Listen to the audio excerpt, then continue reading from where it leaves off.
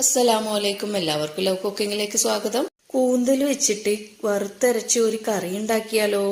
എല്ലാവരും ഇതുപോലെ ഉണ്ടാക്കി നോക്കണം. നല്ല കിഡിലൻ രുചിയാണ്. ചോറിന്റെ കൂടെ, ചപ്പാത്തിയുടെ കൂടെ, പത്തിരിയുടെ കൂടെ കഴിക്കാൻ പറ്റിയ കറിയാണ്. കഴുകി വൃത്തിയാക്കിയെടുത്ത 250 ഗ്രാം കൂന്തലിലേക്ക് 1 ടീസ്പൂൺ മല്ലിപ്പൊടി, 1 ടീസ്പൂൺ മുളക് പൊടി, 1/2 ടീസ്പൂൺ മഞ്ഞൾപ്പൊടി, 1 തക്കാളി, 4 പച്ചമുളക്, 4 വെളുത്തുള്ളി അല്ലി, ഇതുപോലുള്ള പീസ് ഇഞ്ചി, 1 ടീസ്പൂൺ വാളംപുളി, 1/2 കപ്പ് വെള്ളം ചേർത്ത് വേവിച്ചെടുക്കാം. ഒരു കടായിലേക്ക് 2 ടേബിൾ സ്പൂൺ വെളിച്ചെണ്ണ ചേർത്ത് 1 ടേബിൾ സ്പൂൺ മുഴുവനായിട്ടുള്ള കുരുമുളകും, 1 ടീസ്പൂൺ വലിയ ജീരകവും, 5 കുഞ്ഞുള്ളിയും, കുറച്ച് കറിവേപ്പിലയും, 1 കപ്പ് തേങ്ങയും ചേർത്ത് ഒന്ന് വറുത്തെടുക്കാം.